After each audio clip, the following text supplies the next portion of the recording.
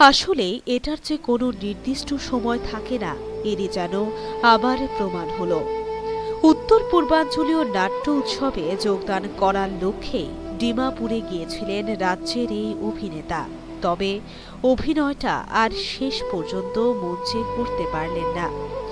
মঞ্চে অভিনয় করার উদ্দেশ্যে রিহার্সাল সেরে ফেলেছিলেন তিনি। তবে আচমকাই তার অ্যাক্সিডেন্ট হয়। গুরুতর জখম অবস্থায় তাকে ডিমাপুর হাসপাতালে নিয়ে যাওয়া হলে সেখান থেকে তাকে গুয়াহাটিতে পাঠিয়ে দেওয়া হয়।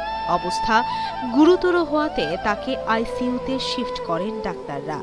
তবে সোমবার রাত প্রায় 12:15 নাগাদ যাবতীয় ডাক্তারি সব চেষ্টাকেই ব্যর্থ করে দিয়ে শেষ নিঃশ্বাস ত্যাগ করেন এই নাট্যাভিনেতা।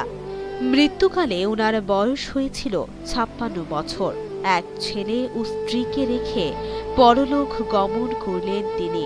বুধবার সকালে তার মৃতদেহ আসছে গুয়াহাটি থেকে আগরতলা বিমানবন্দরে। Bureau report, news vanguard.